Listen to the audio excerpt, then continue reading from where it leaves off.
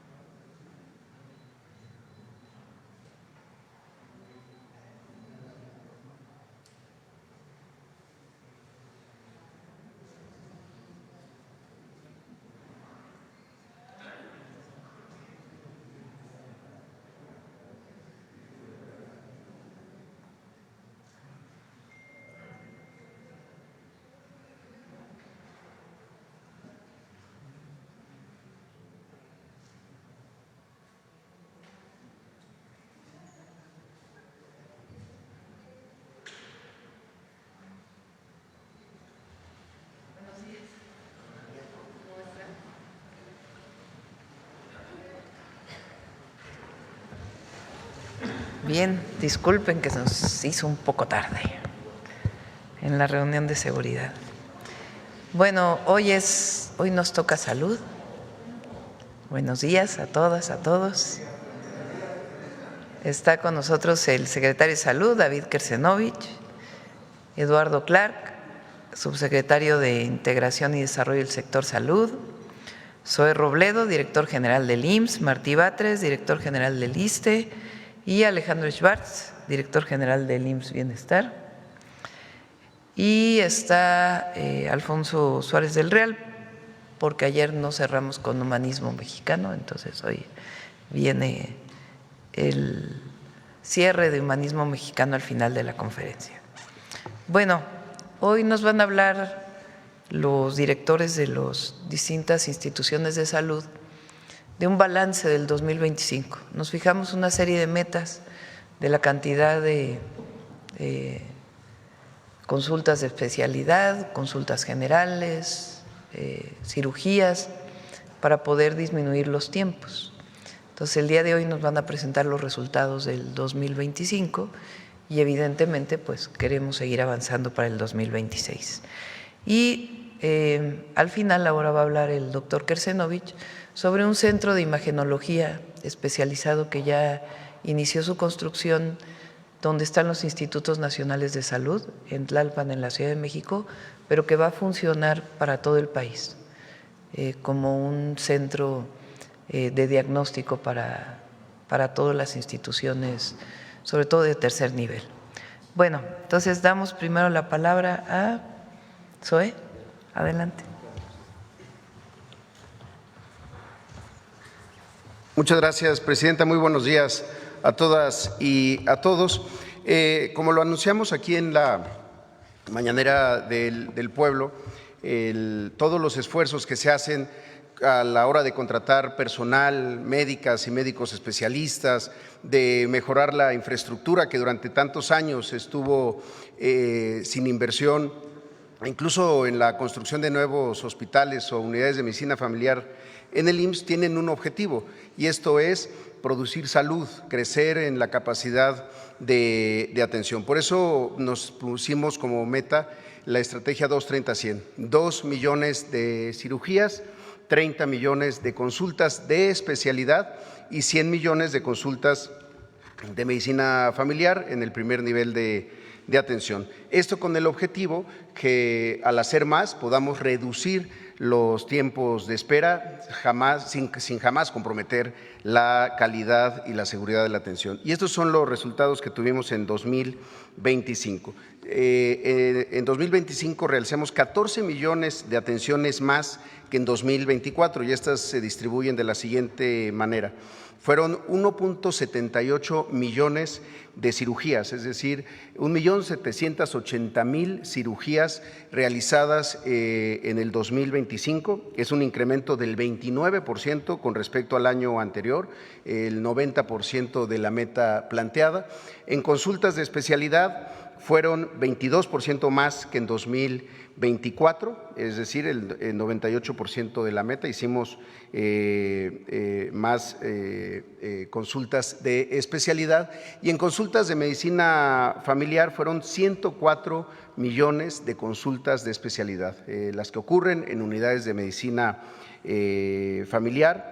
8% más y llegamos al 104% de la meta, es decir, superamos la meta de los 100 millones de consultas de medicina familiar. Y esto no solo significa más capacidad resolutiva, sino recuperar también mucho del rezago que todavía venía de la pandemia. En la siguiente, si lo podemos ver, hoy estamos haciendo 60% más cirugías en el IMSS de lo que se hacía en 2018, es decir, 670.000 cirugías adicionales, como lo podemos ver en un año como 2018, que ya venía una tendencia incluso decreciente, iba a la baja el número de cirugías que se hacían en el IMSS desde 2012 hasta 2018, de 1.1 millones de cirugías en un año, llegamos a 1.7, es decir, 60% más. Para eso es que se ha hecho toda la inversión y el crecimiento del Seguro Social. Si damos a la siguiente, y esto también ha tenido impactos positivos en tiempos de espera. Aquí trajimos tres ejemplos de tres cirugías muy comunes. Las cataratas, por ejemplo, aumentamos en 25% con respecto al año pasado y con una disminución de 12 días de tiempo desde que se identifica la necesidad quirúrgica, la necesidad de una cirugía, hasta que se realice el procedimiento. En cirugía de vesícula, incrementamos en 15% el número de cirugías y esto trajo consigo una disminución de 10 días de tiempo para la espera. Y en cirugía de cadera fue un incremento del 16% en el número de este tipo de cirugías, un aumento de 1.397 cirugías de cadera adicionales con respecto a las que se hicieron en el año anterior. En la que sigue es consulta de especialidad. Aquí es en donde se ve el incremento más grande. Después de la caída por la pandemia, se fue haciendo una recuperación. En 2018, como se puede ver aquí, se hacían 19.7 millones de consultas de especialidad en el Seguro Social en un año. Después tuvimos la caída de COVID, una recuperación en los siguientes años y hoy se están haciendo 10 millones de consultas de especialidad más de las que se hacían en 2018. Este es un incremento del 48% y como lo podemos ver en años previos, desde 2012, esto se había mantenido o estable y un poco a la baja en todo este proceso de desinversión, falta de contratación de médicos, falta de apertura de turnos de consulta de especialidad. Esto es 48% más respecto a lo que se hacía en el 2018. Y si vemos en la que sigue, algunos tipos de qué tipos de consultas de especialidad estamos hablando: medicina interna, traumatología, cirugía general. Y en esto también podemos ver respecto al año anterior cómo ha habido un incremento, 52% en estas 10 tipos de consulta de especialidad, que agrupan la mitad de todas las consultas de especialidad que se hacen en el IMSS. En todas estas hemos visto un incremento con respecto al año pasado, lo cual habla pues de un buen resultado a la hora de no solamente invertir en las contrataciones de más médicas y médicos especialistas, sino también de organizar mejor los servicios. Y en la que sigue podemos ver las consultas de medicina familiar, el primer nivel de atención. Se hicieron, como ya lo mencionábamos, 104 millones de consultas de medicina familiar, con una recuperación importante, y si lo comparamos con el 2018, pues se hacían 85.7 millones, es decir, 21% más de lo que se hacía hace 7 años. Si le damos a la que sigue, esto se ha logrado, entre otras cosas, al aperturar turnos, es decir, una unidad de medicina familiar tiene un turno en la mañana, abrimos todas las unidades para que tengan turnos en la tarde, pero también los fines de semana y en algunos casos particulares, incluso en la noche. Por eso, la apertura de turnos nos permite tener hoy 17,591 espacios, turnos de consulta de medicina familiar. Como sabemos, cada derechohabiente del IMSS está adscrito a una unidad de medicina familiar y a un consultorio, pues abrimos más turnos de consultorio para poder tener más consultas y disminuir también los tiempos de espera. La que sigue, por favor. Creo que es ya nada más el resumen, y tenemos un video, Presidenta, para agradecer a todo el equipo del IMSS, con quienes logramos incrementar esta capacidad de atención, y seguimos con las metas de 2026, 2.1 millones de cirugías, 32.8 millones de consultas de especialidad y 108 millones de consultas de medicina familiar para este año. Probamos que haciendo todo lo que nos corresponde, pues logramos estos buenos resultados, siempre con calidad, disminución de tiempos, oportunidad y, por supuesto, con trato humano. Tenemos un pequeño video, Presidenta, si nos permite. Muchas gracias. Al 31 de diciembre de 2025, los números confirman lo que ya se sentía en los hospitales. Más de 1.787.000 cirugías realizadas. Un crecimiento que no tiene precedentes. 29% más que en 2024. Más de 29 millones de consultas de especialidad. 22% más productividad que en 2024. Y 104 millones de consultas de medicina familiar, superando la meta anual y creciendo más de 8% respecto al año pasado. Pero estos números no hablan de estadísticas, hablan de personas, de familias, de tiempo recuperado. Porque en salud, el tiempo también es bienestar. Por eso, el compromiso no termina aquí. Menos espera, más certeza, más confianza. Porque cuando el sistema responde, la gente vuelve a creer. 2025 nos demostró que sí se puede. 2026 nos convoca a hacerlo a tiempo. Instituto Mexicano del Seguro Social, en las mejores manos, en su mejor momento. Adelante, Martí.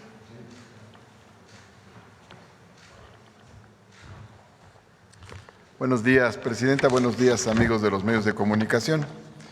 En cuanto a las metas que se fijó el ISSSTE, tenemos los siguientes contrastes. En el año 2024 se realizaron en materia de cirugías 279,130 cirugías. Nos planteamos una meta para 2025 de 300,000 cirugías y se realizaron 308,579, es decir, cumplimos con nuestra meta y rebasamos la meta de cirugías que nos propusimos.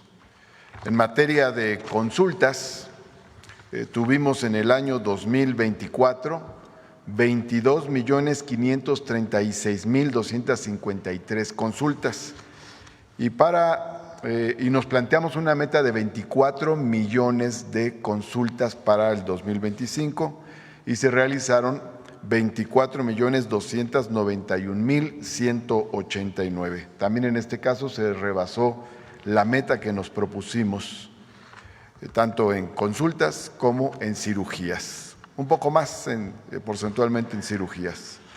Esto se debe fundamentalmente a algunas medidas que se tomaron. A lo largo del 2025 arreglamos 49 quirófanos y, tomando en cuenta las nuevas unidades, sumamos 28 quirófanos más.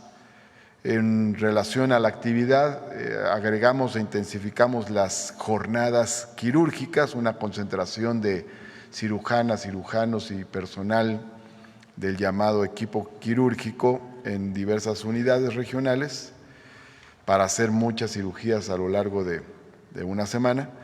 Y por otra parte también, tanto para las consultas como para las cirugías, nos ayudó una medida que tomamos que fue la ampliación voluntaria de jornadas de trabajo de 6 a 8 horas, porque eso nos permitió disponer de más horas, además de que mejoraron las condiciones del personal, de más horas de labor, especialmente enfocadas a estos dos ámbitos que son los que más les hemos pedido a nuestro personal. Tenemos un breve video, no sé si les llegó.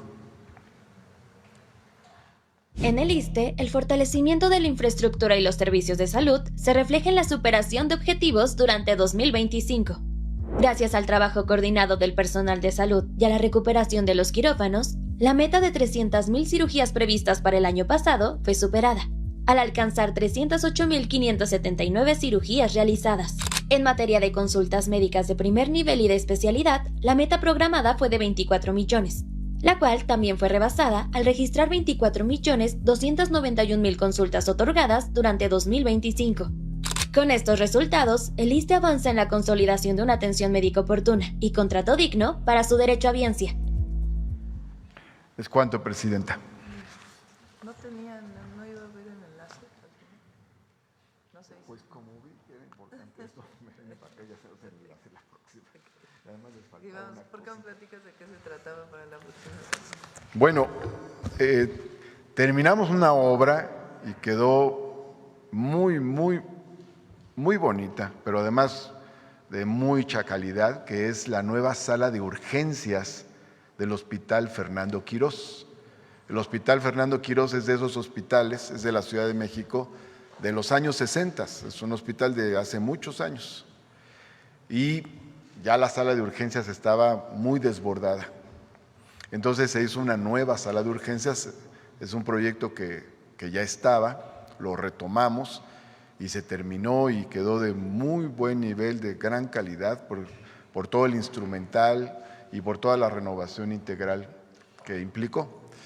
Entonces, bueno, nosotros queríamos para hoy hacer un enlace con la presidenta, pero como estaba esta información que es importante de que las diversas instituciones cumplieron metas y las rebasaron, entonces ya nos vinimos para acá, pero en la próxima mañanera haremos un enlace para la inauguración formal de la sala de urgencias que se terminó y ya nada más está esperando, termina la capacitación para echarse a andar. Es una sala que duplicó su dimensión, amplió las salas de choque, el número de camas y los aparatos con los que trabaja. Ya lo veremos y ya les comentaremos en detalle si hay la próxima semana o en 2 semanas en el enlace que haremos ahora sí con la presidenta. Gracias. Adelante, Alejandro.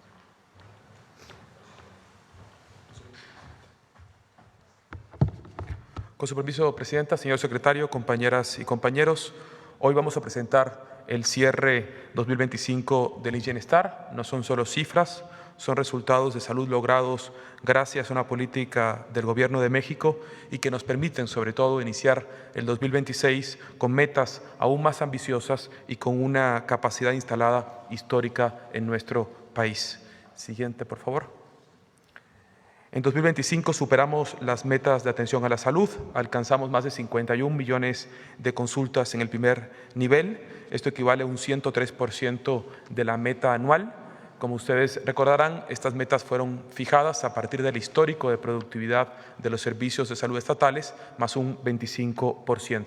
Sobre todo esta meta representa un símbolo para nuestra institución, dado que la atención primaria a la salud es el pilar del modelo de atención del Bienestar. Se atendieron a 13 millones de personas en el primer nivel de atención.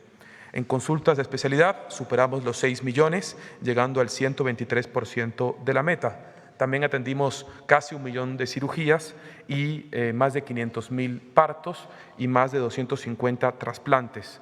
entre los que figuran trasplantes de corazón, hígado, córnea, riñón, etcétera. Por supuesto, todos estos trasplantes, todas las cirugías y todas las consultas 100% gratuitas. Siguiente, por favor. También en el 2025, gracias al respaldo y al impulso de la presidenta, logramos inaugurar 15 hospitales y 4 centros de salud que hoy ya operan dentro de la red pública.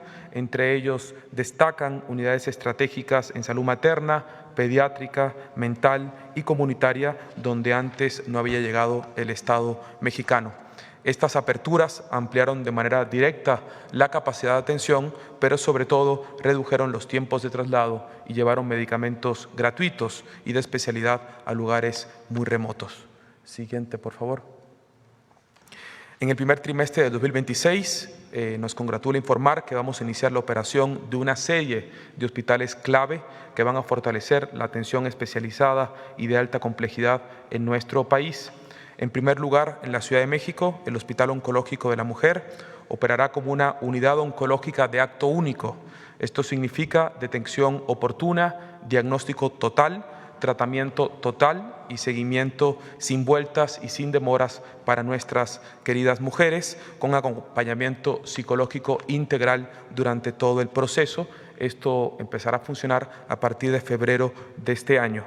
Esta unidad representará un modelo de atención universal del cáncer de mama y cuenta con equipamiento de altísima tecnología como 3 mastógrafos digitales, radiología digital, fluoroscopía, el mejor tomógrafo para la detección de cáncer de mama, un sistema de patología robotizado, etcétera.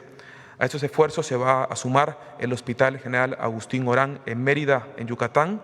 Este hospital será uno de los 3 hospitales más grandes de América Latina. Hablamos de más de 700 camas, más de 18 quirófanos. En marzo arrancamos, a la par que se inicia el proceso de federalización del Estado de Yucatán a los servicios públicos de salud de nuestro país. Siguiente, por favor. También arrancaremos el Hospital General de Ciudad Madero. Este hospital será clave para la región noroeste de nuestro país. No solamente va a atender la atención especializada de Tampico y de Altamira, sino que va a funcionar como un hospital de referencia oncológica para San Luis Potosí, Veracruz e Hidalgo. Quisiera resaltar que este hospital contará con un búnker integral oncológico. También en febrero vamos a iniciar el Hospital General de Jiutepec en Morelos. Es un hospital que contará con 45 camas y será la primera unidad oncológica hospitalaria en nuestro país que contará con un quirófano inteligente que nos va a permitir expandir el programa de telemedicina enlazando un robot quirúrgico con un cirujano o una cirujana de alta especialidad a distancia. Siguiente, por favor. En materia de abasto, se consolidó la estrategia de las rutas de la salud. Fue clave esta estrategia impulsada por nuestra presidenta para poder solucionar el tema de abasto y de acceso a medicamentos en el IMSS Bienestar. En los últimos 4 meses de 2025 se entregaron más de 115 millones de medicamentos de forma estandarizada, como ya lo hemos explicado en este espacio. Se logró el abasto mensual y garantizado de 8.440 centros de salud y de los 646 hospitales del IMSS Bienestar en los 23 estados. Ya iniciamos en el 2026 con esta estrategia, ya estamos armando el picking del segundo y tercer nivel y el próximo lunes vamos a estar distribuyendo 13 millones de medicamentos y el siguiente lunes iniciamos con 14 millones de medicamentos para el primer nivel de atención. Siguiente, por favor. Finalmente, el fortalecimiento del sistema de salud se acompaña con el refuerzo de lo más importante que tenemos en el sistema, que son nuestro recurso humano, médicas y médicos, enfermeras y enfermeros, que simbolizan la pieza fundamental para garantizar la atención oportuna, gratuita y de calidad que nos ha instruido nuestra presidenta. Tan solo en 2025 se incorporaron 2.731 enfermeras y enfermeros y 3.293 médicas y médicos especialistas, lo que nos han permitido ampliar capacidad de atención en unidades de salud y mejorar la respuesta del sistema público de salud en nuestro país. Este esfuerzo no solo representa la llegada de nuevos especialistas a regiones donde nunca antes había llegado medicina especializada, sino que constituye ante todo un acto de justicia social y un acto de justicia laboral a nuestros compañeros y colegas profesionales. Siguiente, por favor. En 2025, el Bienestar avanzó en la consolidación de los servicios públicos de salud, atendiendo la atención médica y fortaleciendo la infraestructura hospitalaria, garantizando abasto de medicamentos y reforzando al personal de salud. Los resultados que hoy presentamos no son acciones aisladas, son parte de una estrategia integral que permitió cerrar el año con más consultas, más hospitales en operación y mayor capacidad para atender a la población. Quisiéramos presentar un pequeño video de las acciones que tendremos este primer trimestre del 2026. Durante el primer trimestre de 2026, IMSS Bienestar inaugurará 4 hospitales, ampliando el acceso a servicios médicos gratuitos y especializados y acercando atención digna y oportuna a la población sin seguridad social.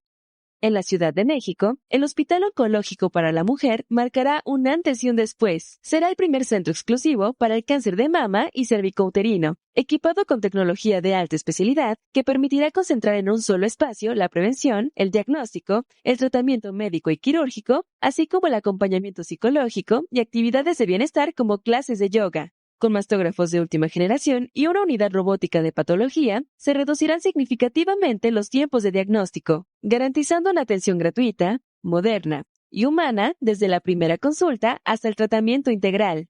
En Yucatán, el Hospital General Dr. Agustín Orán se convertirá en un referente para el sureste de México y Centroamérica. Será el hospital más grande de la región, con 670 camas sensibles, 16 quirófanos y servicios de alta especialidad.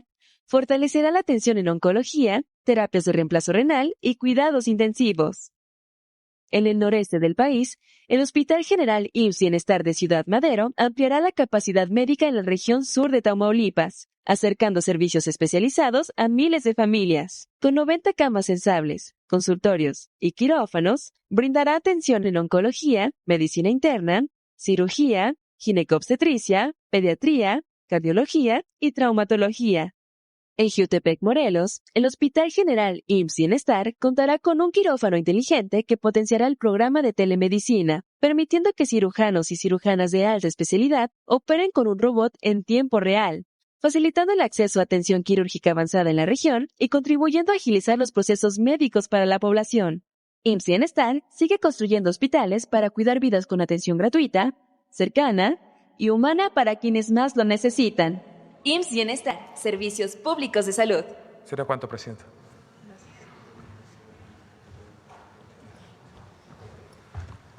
Con su permiso, Presidenta. 8 de los institutos nacionales de salud que reciben enfermos de alta especialidad están localizados en la zona de Tlalpan. Y la mayor parte de los enfermos que llegan a requerir alta especialidad requieren de estudios radiológicos especializados como son resonancia magnética o un PET. Lo que les voy a presentar tiene que ver con un centro diagnóstico de alta especialidad localizado en Tlalpan y que permitirá, además de hacer los estudios, convertirse en un centro de formación de recursos humanos para la alta especialidad en radiología. Y además, la radiología, como ustedes acaban de ver hace unos momentos, viaja la imagen de un sitio lejano en el país hacia un centro que será de análisis de referencia especializado. Habiendo dicho eso, me pasa la siguiente, por favor. Este es el sitio donde va a estar localizado el centro. Está situado al lado del Instituto Nacional de Medicina Genómica, en donde está la Comisión de Bioética, en donde estamos construyendo además también una central de mezclas que va a servir para todos los institutos nacionales de salud y se extenderán sus servicios a la Ciudad de México. Está señalado allí en rojo el terreno donde va a estar el Centro de Imagenología, que empezó su construcción precisamente el día de ayer. La siguiente, por favor. En este centro tenemos el propósito, la meta de poder hacer de estudios de PET que tienen que ver para detectar cáncer, etcétera, 90 estudios por día. El centro va a estar abierto de las 7 de la mañana a las 10 de la noche y la meta es hacer 90 estudios de PET al día. Y además va a haber 5 equipos de resonancia magnética que van a hacer 100 estudios al día. De esa manera vamos a poder hacer que la atención ocurra en forma más temprana, las decisiones terapéuticas se tomen a tiempo en lo que tiene que ver con el abordaje del estudio de estos pacientes. La siguiente, por favor. Pero además tiene que ver cómo va a estar diseñado el centro. Tiene 5 equipos de resonancia magnética, 3 equipos de PET, pero tiene alrededor de ellos 20 salas de preparación. Cuando un paciente llega a hacerse un estudio especializado, tiene que entrar a un cuarto de preparación donde se le canaliza, se le pasa una vena por el que se pasan los medios de contraste y después pasa al estudio de rayos X. Teniendo todos esos equipos vamos a poder tener 20 pacientes en preparación de tal manera que cuando en un paciente termine no se tenga que invertir en estar esperando 45 minutos o 1 hora para poderlo atender, sino que el paciente será atendido en estos 20 cuartos para que entonces se pueda hacer un estudio tras otro y poder acelerar el tiempo. La siguiente, por favor. ¿En qué consiste esto? Está ubicado, como les digo, a un lado de la Comisión Nacional de Bioética en el Arenal. Es una sola planta de 3.565 metros. Va a tener una fachada de bajo mantenimiento. Eso es importante porque en los estudios de imagenología de alta especialidad se requieren de instalaciones especiales en la protección de los pacientes y de los radiólogos. Va a tener una área vestibular, va a tener 20 cuartos de preparación, va a tener una central de enfermera, las salas de exámenes, las salas de control y algo que denominamos cuarto azul, que quiere decir los cuartos donde se interpretan los estudios radiológicos. Pero además va a haber una sección de consulta, de teleconsulta radiológica, de tal manera que si un paciente está en Chiapas y se hace un estudio, en tiempo real podrá transmitir su estudio radiológico aquí para que personal altamente especializado pueda hacer el diagnóstico de esas imágenes con calidad y con seguridad. Esto además va a traer una desaturación del número de pacientes que tienen que ir a los institutos y facilitará entonces su traslado, que será fundamentalmente con ambulancias de un instituto al centro. La distancia de cada uno de ellos es cercana a todos los 8 institutos. Muchas gracias. Pues esta es la información del día de hoy. Vamos con las preguntas. A ver, para el ISSSTE. Buenos días, Presidenta. Soy Yesenia Peralta de Business Energy y Revista.cmx. Licenciado Martí Batres o Presidenta, recordamos que en los sexenios anteriores, antes de este movimiento de la transformación, existían hospitales bajo el esquema de APP. Fueron, creo, si no me equivoco, fueron 12 hospitales que estaban bajo ese esquema.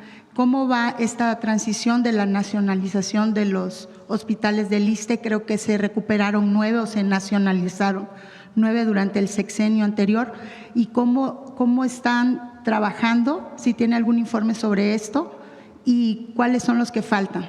Tengo entendido que estos hospitales que están operando ya nacionalizados, en el ejemplo en Tabasco hay uno y está caminando muy bien, están atendiendo excelentemente a las personas.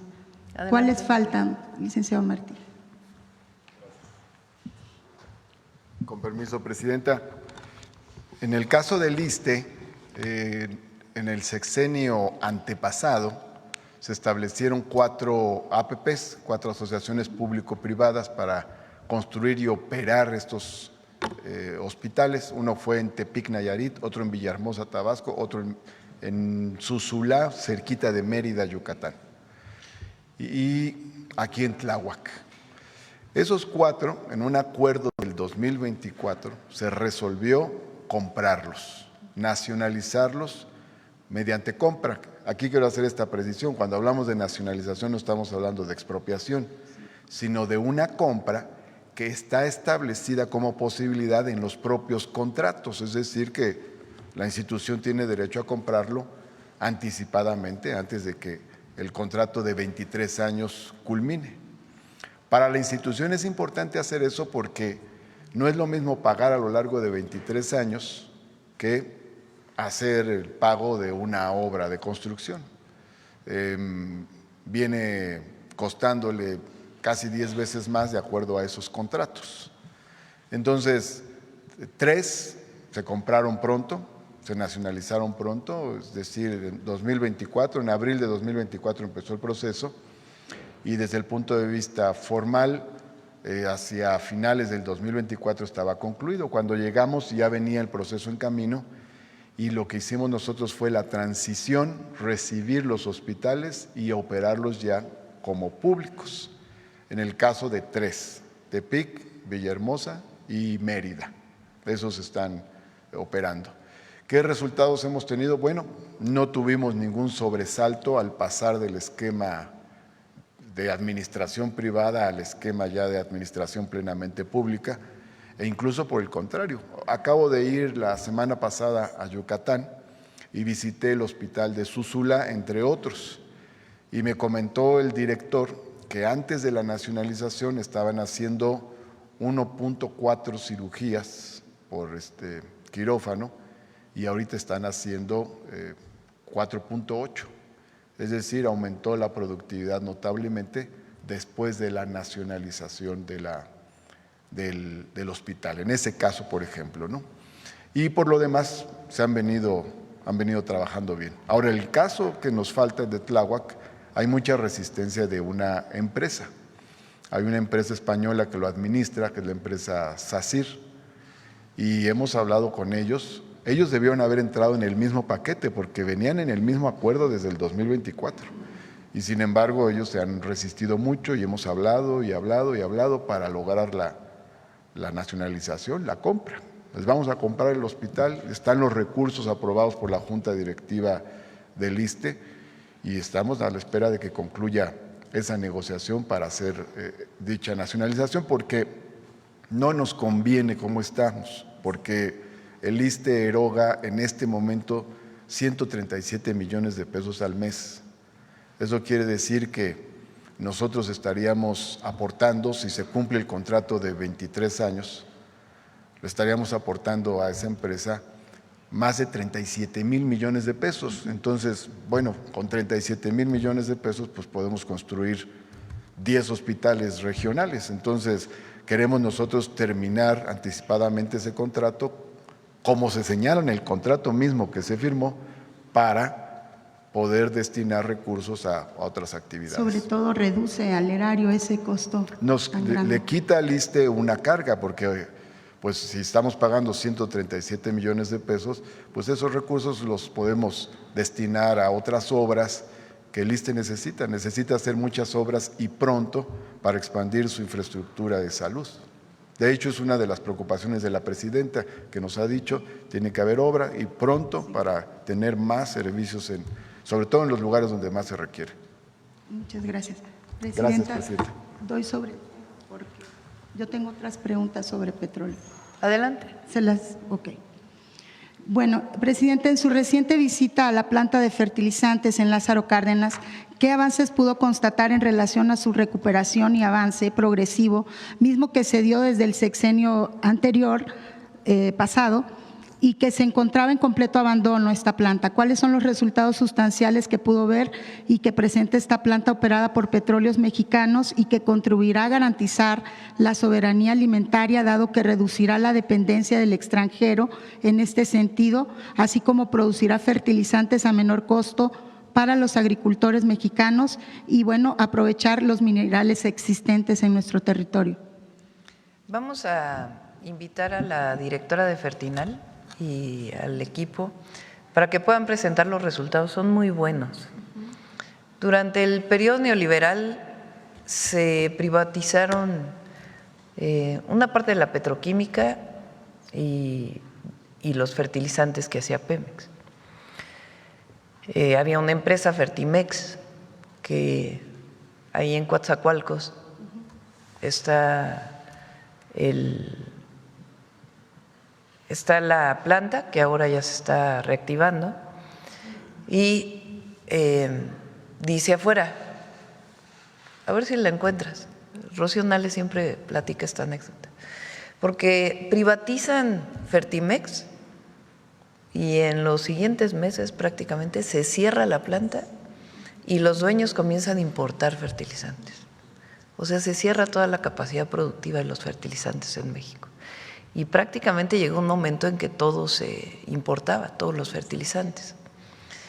Hay varias plantas que producían fertilizantes, entre ellas esta que visitamos el fin de semana, Fertinal,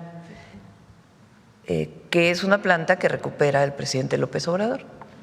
Ahora ya está produciendo y además está modernizando. Son tantas sus ganancias que permiten no solamente garantizar la producción de los fertilizantes, sino la modernización de la planta. Fuimos a visitar una nueva subestación de energía eléctrica muy importante para la planta y se está planteando un proyecto que incluye incluso un amoniaducto que pasaría por el istmo de Tehuantepec, llegaría a Salina Cruz y podría llegar directamente a la planta de Fertinal para poder aumentar la producción. Entonces, ha sido un gran proyecto. Ahí se muestra, igual que en el caso de la nacionalización de los servicios en el ISSSTE, que las privatizaciones, en la gran mayoría de los casos, con algunas excepciones, realmente se convirtieron en negocios para unos cuantos y dejaron de funcionar para la nación. Entonces, afortunadamente ahora estamos dándole continuidad y vamos a invertir más para la producción de los fertilizantes en nuestro país. Estos fertilizantes, la mayoría de ellos, se regalan, se dan de manera gratuita a los pequeños productores de nuestro país a través de la Secretaría de Agricultura y Desarrollo Rural, y otra parte se exporta. Entonces, es una planta de mucho potencial, vamos a invertir todavía más, y el objetivo pues es que se produzcan en México los fertilizantes que se consumen en México. ¿Y reducir la dependencia? Reducir la dependencia, y además Pemex lo está haciendo junto con los trabajadores mineros, porque hay una mina en Baja California Sur que una parte de la materia prima que se usa para la producción de fertilizantes viene de ahí, es todo el ciclo. Muchas gracias, presidente. Una última pregunta, dice, en relación a la certificación y a la estrategia de controles de geolocalización e información verificada en tiempo real para reducir o tener mayor control en la trazabilidad y la informabilidad del transporte de hidrocarburos, implementada en septiembre del año pasado, como parte de la Estrategia Nacional para Evitar el Robo de Combustibles, coordinada por ASEA, CENER y otras instituciones. ¿Cómo va el avance en este sentido y si se ha logrado incorporar a la mayoría de los transportistas que realizan esta actividad de transporte de gas LP, combustibles o hidrocarburos, con la finalidad de reducir riesgos, así como garantizar la disminución del huachicol fiscal? Sí, ya es una norma, ya tienen que hacerlo. Si ustedes ven en las carreteras, la gran mayoría de los vehículos que transportan combustible tienen un QR que tienen que tener toda la información. La Guardia Nacional puede pararlos para revisarlo, tiene toda la información. Si por alguna razón no tiene el QR o no tiene la normatividad, entonces es detenido el vehículo. Mañana viene Pemex con Secretaría de Energía para informarles el proyecto de largo plazo, los resultados en 2025 y el proyecto de largo plazo de Pemex para darle continuidad. Y vamos a pedirle a la Secretaría de Energía que presente todo el trabajo que se ha hecho relacionado con el control del combustible en nuestro país, de la distribución, de la importación y la distribución del combustible. Muchas gracias, presidente. Vamos para acá. A ver, basta y luego vamos con Nancy. ¿Qué tal? Muy buenos días a todos y a todas. Juan Hernández de Diario Basta, Tabasco Hoy, Campeche Hoy, Quintana Roo Hoy de Grupo Cantón. Aunque a muchos les moleste, el hecho de hablar del pasado, el hecho de hablar pues de las administraciones pasadas, muchas veces se olvida precisamente de esta, y cito palabras del expresidente Andrés Manuel López Obrador, de herencias malditas. Estamos hablando aquí que en el sistema hospitalario a muchos se les olvida que había 90 hospitales que estaban abandonados, los otros 9 que habían mencionado de que estaban siendo rentados, y también se olvida de que prácticamente el ISSSTE estaba desmantelado, estaba privatizado. Todo era rentado, todo era, incluso hasta, bueno, hay una situación pues bastante compleja que le tocó, pues digamos a la entrada de los gobiernos de la 4T abordar, ¿no? Un sistema de salud que prácticamente los medicamentos nada más se concentraban en 10 empresas, que pues era un monopolio pues bastante, pues sí, bastante poderoso, ¿no? En donde había medios de comunicación y había políticos. Todo esto ahorita, dentro de este balance que están haciendo, por ejemplo, en el caso de los hospitales, ya de estos 90, ya cuántos, ya no sé si ya todo ya se entregó, ya se pudo. Hospitales, ¿no? Bueno, eso fue de lo de con Andrés Manuel López Obrador, ¿no? Eso de estos 90. Sí, ahorita le voy a pedir a Zoe que pueda. Ajá. Y también hablamos de sanear, porque también estaba muy enquistada la corrupción. Hay que recordar lo que en su momento el director Martí Batres hablaba del ISSSTE, de estas pensiones millonarias, bueno, sí, realmente que estaban sangrando. El mal uso que le estaban dando a algunas instituciones, o sea, todo esto cómo lo han ido ya abatiendo, ya para que podamos hablar de un 100% pues ya de funcionamiento del sistema de salud, porque a final de cuentas sí les tocó volver a reconstruir un sistema de salud que estaba pues abandonado, sin especialistas, lo padecimos en la pandemia, sin infraestructura, que se tuvo que prácticamente en algunos casos reconstruir porque estaba abandonado, porque definitivamente la corrupción, pues nada más estaba la pura fachada, pero realmente no había como tal un sistema de salud. Y ahorita se hablan de carencias o hay quienes lo quieren manejar así, pero se les olvida lo que hay atrás. Entonces sí que nos puede comentar esta parte que vale la pena volver a rescatar. ¿Quieres comentar lo de los 80 hospitales? Ahora. Muchas gracias, presidenta. Y efectivamente, en el modelo anterior, en el pasado, sobre todo con la época del Seguro Popular, lo que ocurría era que los estados solicitaban la construcción de un hospital. El Seguro Popular nunca atendió a nadie, eso hay que dejarlo muy claro. El Seguro Popular no era una institución de atención médica, era una forma de financiar a las secretarías de salud de los gobiernos de los estados. Entonces, un gobierno estatal le solicitaba a la Secretaría de Salud la construcción de un hospital, el Seguro Popular les daba el dinero para la construcción de ese hospital. ¿Qué es lo que pasaba? Ya fuera por asignación directa o por licitación, las empresas licitaban con tiempos y montos imposibles de alcanzar. Y casi al día siguiente de que se daba el fallo de la licitación, empezaban a pedir más tiempo o más dinero para concluir la obra. Se empezaban algunas de estas construcciones y cuando esto no se resolvía favorablemente, iniciaban los litigios. Por eso decíamos tanto que había constructoras con más abogados que ingenieros.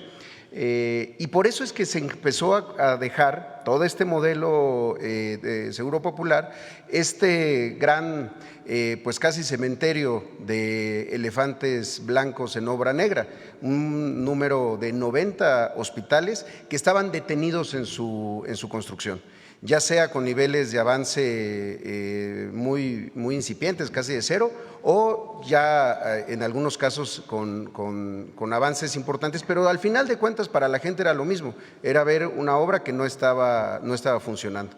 Nos dimos a la tarea primero de empezar a resolver temas jurídicos, y esto hablo de todo el sector, incluso antes del nacimiento del propio IMSS Bienestar. Pero déjenme darles algunos ejemplos nada más de algunos hospitales que iniciaron con el Seguro Popular, que no eran construcciones del IMSS y que el IMSS tuvo que rescatar, y que lo hicimos porque había necesidad.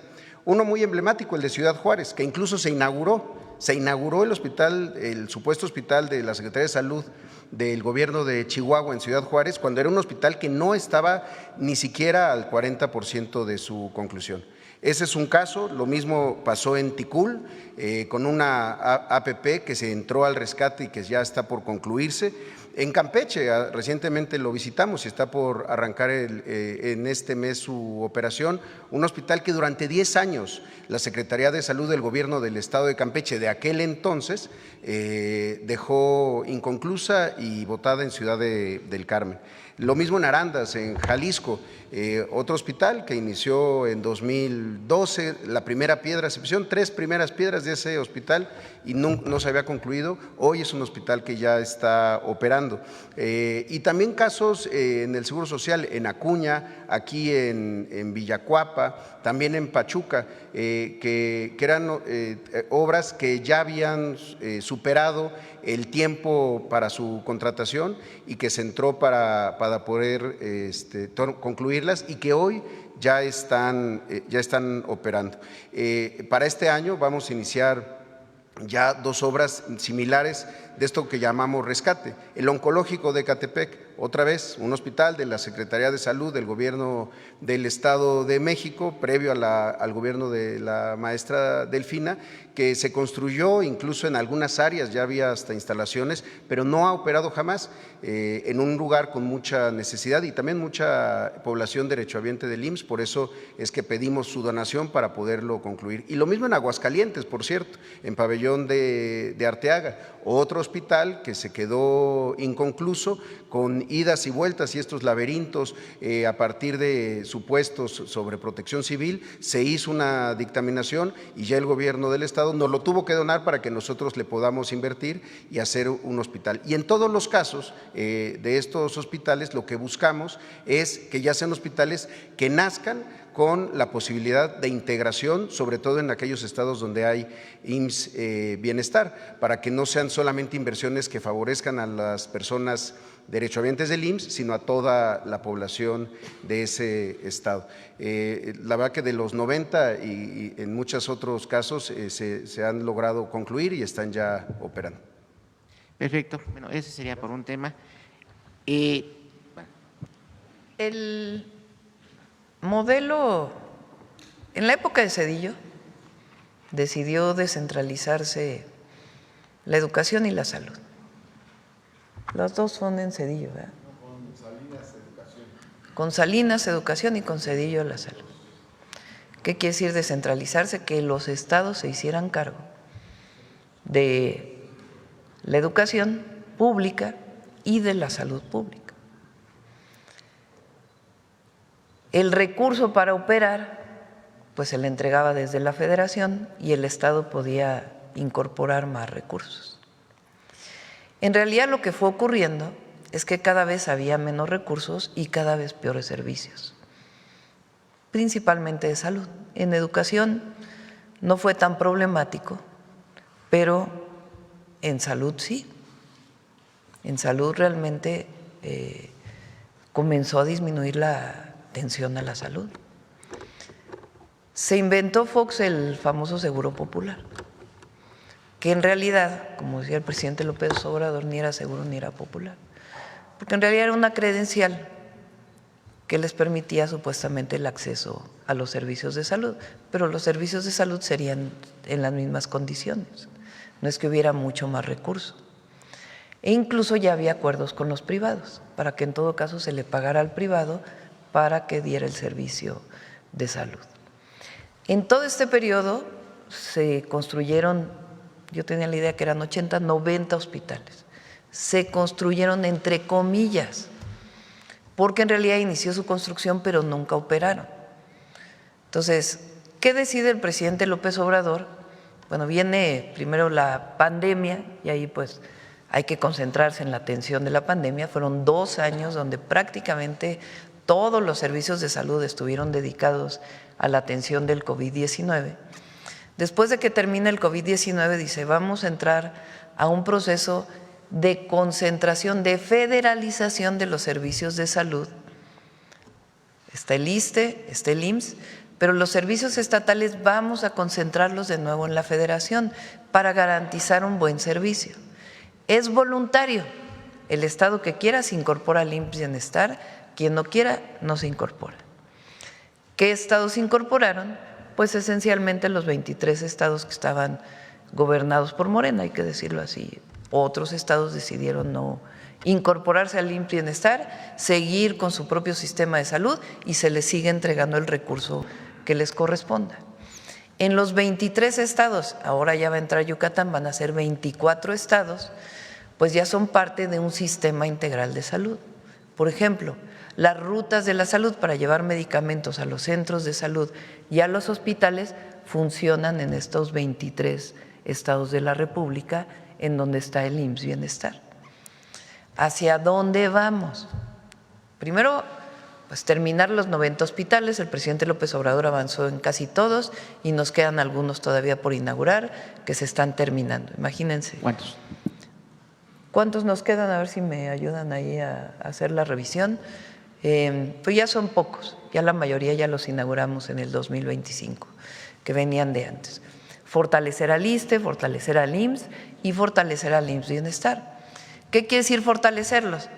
Pues que funcionen todos los centros de salud, más centros de salud, que es la atención primaria, más hospitales, inclusive hospitales de especialidad, y que sea un sistema de salud integral. Para ello se requiere pues inversión en hospitales, compra de equipos. El año pasado pusimos en marcha ¿cuántos quirófanos del IMSS Bienestar? 175 quirófanos, yo creo que fueron un poco más, pero bueno, los quirófanos que no estaban operando en los hospitales del IMSS Bienestar, repito, las rutas de la salud, la construcción de centros de salud, de hospitales, y desde que llegamos estamos trabajando de manera integral con las 3 instituciones y con los estados que no están federalizados para poder garantizar los servicios de salud. La parte que siguen los estados, pues son los estados los que se tienen que encargar. Hemos visto cómo ha ido mejorando con el IMSS Bienestar respecto a lo que existía anteriormente. ¿Hacia dónde vamos? Queremos servicios universales de salud. Es decir, que a lo mejor Claudia Sheinbaum es derechohabiente del ISSSTE, porque soy trabajadora del Estado, pero si me queda más cerca un hospital del IMSS, pueda ir a un hospital del IMSS a atenderme. Si Zoé Robledo, que es derechohabiente del IMSS, le queda más cerca en un lugar en donde está un hospital del ISSSTE, se pueda atender en el hospital del ISSSTE. Para eso todos los servicios tienen que estar pues, al 100%, pero queremos un sistema universal de salud que va a permitir pues, que los 3 sistemas colaboren y que podamos dar todavía una mejor atención. La atención ha mejorado. Miren la gráfica del IMSS. A ver, ponme las gráficas de Zoé.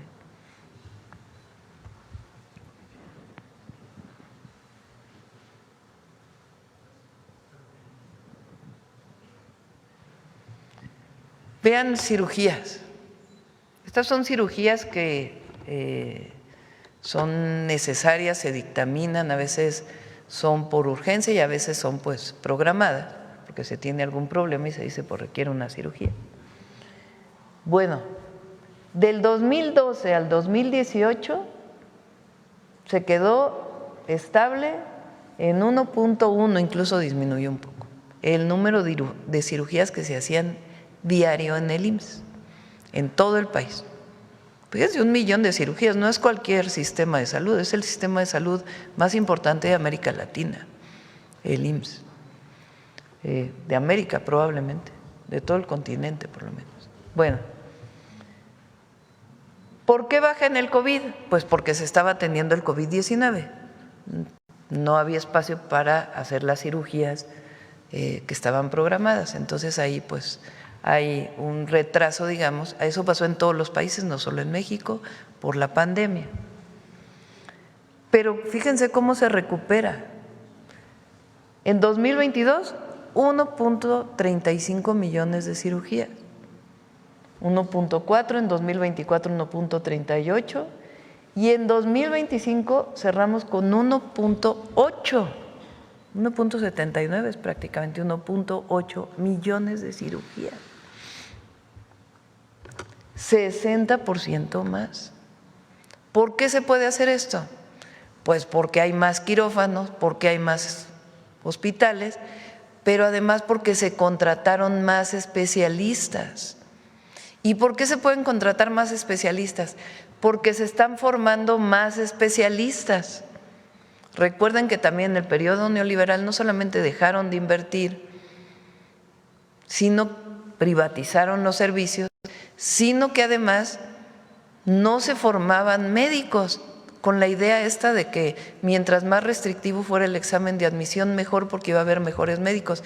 Y el problema fue que no se formaron médicos especialistas. Entonces, vean lo que significa para todos los derechohabientes del IMSS, lo que significa 60% más cirugías. Y ahora en el 2026, pues se quiere todavía reducir el tiempo de espera, que lo que pasa en el IMSS y en todos los sistemas de salud. Ahora fue un equipo a ver el sistema de salud de Reino Unido y también hay tiempos de espera muy importantes en cirugías de cierto tipo que son programadas. Pero nosotros queremos reducir los tiempos, que si tienes diagnosticada una cirugía de cadera, pues no te tengas que esperar 4 meses a la cirugía porque no hay suficientes médicos o quirófanos, sino que vayamos disminuyendo esos tiempos. Al hacer más cirugías al día, pues se reducen los tiempos de espera. Entonces es algo extraordinario el trabajo que han hecho pues todos los que forman parte del Seguro Social. Y así también más consultas con especialistas, porque vas al médico familiar y te dice, no, pues tú tienes un problema, porque así está construido el sistema de salud. Tú tienes un problema que requieres ver a un otorrinolaringólogo. Ah, pues ¿cuándo me va a dar la cita el especialista? Ah, pues en 4 meses. Pues en 4 meses ya te curaste, ¿no? Entonces, si hay más especialistas, si hay más consultas de especialistas, pues esos tiempos se reducen. Ah, pues tienes la cita para la próxima semana. Entonces, el que haya más consultas de especialistas, ponle las especialistas. De especialidades, fíjense, casi 50% más. Pues ¿eso qué significa? Pues que te dan más cerca tu cita para poder ser revisado por un especialista. Y esto va a seguir aumentando y mejorando. Y obviamente la parte preventiva, porque pues hay enfermedades que necesitamos entrarle a lo preventivo, como la diabetes, la hipertensión, que es lo que estamos haciendo, porque pues no alcanzarían nunca las salas de hemodiálisis si no atendemos la prevención. Entonces, esto es resultado pues de un reconocimiento de lo público y de que lo público tiene que ser lo mejor, que está bien que haya medicina privada, que quien quiera ir y tenga dinero para ir a la medicina privada lo pueda hacer, pero lo público tiene que ser de absoluta calidad y atención digna a todas y todos los mexicanos. Eso significa que el acceso a la salud es un derecho. Perfecto, gracias. Rápidamente, en un segundo tema, preguntarles sobre este tuit que publicó recientemente el embajador Donald Johnson, y lo leo y lo cito textual. Fue un gusto haber contribuido a facilitar la productiva llamada de hoy entre voto real Donald Trump y la presidenta Claudia Sheinbaum, tras un año de la relación más cooperativa y mutuamente beneficiosa de las últimas décadas. Aún queda mucho por hacer, pero juntos podemos. Pero aquí me llama la atención este énfasis que hace la relación más cooperativa y mutuamente beneficiosa de las últimas décadas. Preguntarle su opinión sobre este comentario, este análisis que hace en unos cuantos caracteres el embajador norteamericano. Bueno, él, hay que decirlo, cuando pedimos apoyo del embajador para alguna gestión con el gobierno de Estados Unidos, siempre nos ha ayudado el embajador de Estados Unidos en México. Y pues obviamente él representa al gobierno de Estados Unidos aquí y nosotros pues tenemos mucha relación con ellos. Entonces, cuando hemos solicitado un apoyo del embajador, siempre hemos tenido el apoyo. Entonces, pues agradecerle. En este caso, se habló con el embajador, además de pedir directo la llamada a la Casa Blanca, que normalmente se hace así, se habló con el embajador para explicarle qué es lo que pretendíamos tratar con el presidente Trump. Y fue un facilitador para que pudiera salir bien la llamada. Y bueno, finalmente dos preguntas. Sobre la reunión que tú sostuvo del tema de la reforma electoral, ¿ya qué puntos fueron los que le… Todavía les digo que esa reunión es mañana. Ah, pero sí. Ayer vinieron para ver la agenda legislativa. Sí, pero… ¿Qué leyes estamos planteando que se modifiquen? Y ya lo vamos a platicar. ¿Un adelanto? La próxima semana. La próxima semana se los adelanto. Bueno, ya, y finalmente, sobre las visitas que va a realizar a los estados, en este caso, bueno, de las mañaneras del jueves del jueves y el viernes, ¿en qué estados van a ser? Estamos por definirlo porque hay un evento en España de la feria esta del turismo, ¿cómo se llama? FITUR, en donde México es el país invitado y algunos gobernadores tomaron la decisión de asistir a FITUR pues para promover sus estados y poder hacer algunas pues promociones. Entonces algunos se van para allá y teníamos planteado, entonces estamos reajustando la agenda para poder que estén los gobernadores, obviamente, ¿no? Cuando vamos a los estados. Mañana les informamos a dónde vamos a ir el jueves y viernes. Sí, vamos. Gracias, presidenta. Buenos días a todas y a todos. Nancy Flores, de la revista Contralínea. Presidenta, el día de ayer usted mencionó que aquellas personas que buscan el injerencismo extranjero, pues en realidad no aman a nuestra patria. Y en este contexto en el cual pues las decisiones del gobierno estadounidense están presionando mucho el derecho internacional, incluso al grado de amenazar su vigencia, no solo por esta invasión que ocurrió en Venezuela, el secuestro del presidente Nicolás Maduro, sino también por algunas pues amagos contra otros países. La oposición en México pues aprovecha esta misma coyuntura para ahora estar difundiendo esta mentira de que con la reforma electoral México ahora sí, ¿no? Porque lo han venido diciendo desde hace mucho tiempo, ahora sí va a ser una dictadura. Entonces preguntarle su opinión al respecto, presidenta, de cómo utilizan casi cualquier pretexto pues para impulsar el injerencismo, el intervencionismo en nuestro país. Vale la pena ver los periódicos de hoy, ¿no? Porque no supieron ni qué decir. Los que no están de acuerdo con nosotros. Con la llamada de ayer, porque repito, pues ellos esperaban que hubiera un problema para decir, ya ven, la presidenta no tiene la capacidad, Estados Unidos tiene que intervenir, que por cierto es muy importante decir, las intervenciones extranjeras, hay que ver la historia de México. Yo digo, la última vez que hubo una intervención de Estados Unidos en México se llevó la mitad del territorio. La última vez que se paró una intervención de Estados Unidos en México fue en 1914, en plena Revolución Mexicana. La intervención francesa en México, pues no dejó nada más que guerra. México es un país libre, independiente y soberano, y bastante trabajo le ha costado al pueblo de México garantizar esa independencia y esa soberanía. Entonces, cualquier tema los mexicanos somos capaces de resolverlo. Y claro, nos coordinamos, colaboramos, tenemos relaciones con todo el mundo y buscamos la relación cultural, la relación educativa, la relación económica con todos los países del mundo. Y ahí donde no estamos de acuerdo, donde se ha cometido un acto contra la democracia, pues también lo decimos. Y México siempre ha sido receptor de muchísimas migraciones provocadas por golpes de Estado. Desde la guerra civil en España, durante el cardenismo, hasta toda la migración que ocurrió en Sudamérica por los golpes de Estado en Sudamérica y en Centroamérica también. Entonces, es muy importante para las y los mexicanos, y vamos a seguir insistiendo en esto, en recordar la historia y lo que significa la independencia y la soberanía. ¿Quiénes buscan la intervención?